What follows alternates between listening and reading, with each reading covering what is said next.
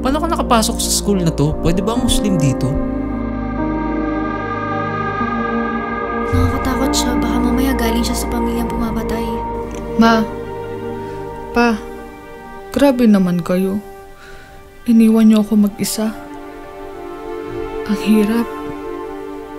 Ang hirap makibagay sa lugar na hindi ko naman kinagisnan. Ano ba yan? Ano ba yung suot mo? Ayaw nila sa akin dito. Parang di nila ako kayang tanggapin. Ang hirap.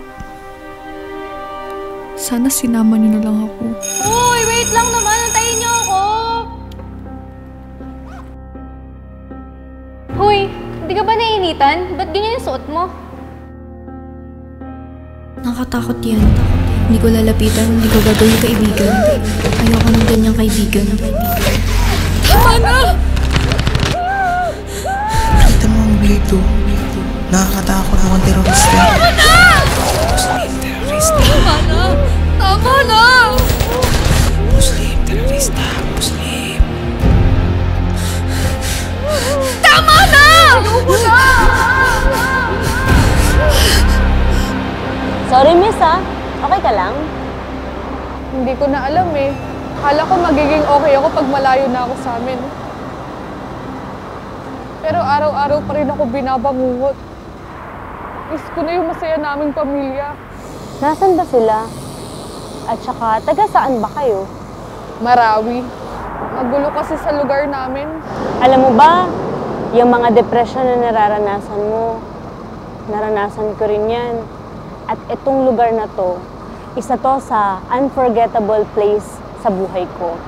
Kasi, nung panahon na nalugmok ako sa depression, dito ko piniling wakasan yung buhay ko.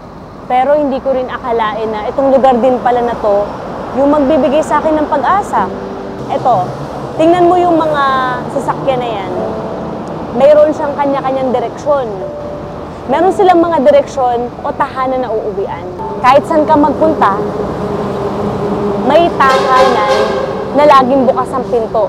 Pag bubuksan ka, yun bang tahanan na hindi lamang patutuluyan o masisilungan, kundi tahanan na papawi ng luha sa nakaraan at syempre magbibigay ng pag-asa sa'yo para makaahon ngayon.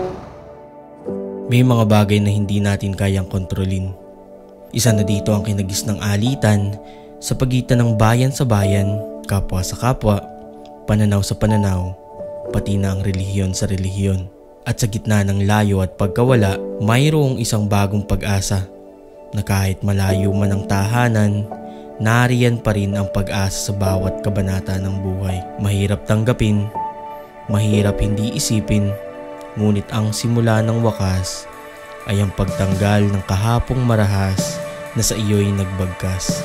Ang simula ay ang wakas at ang bagong kanlungan ay ang bagong tahanan. Palagi at palaging may nag-aabang sa iyong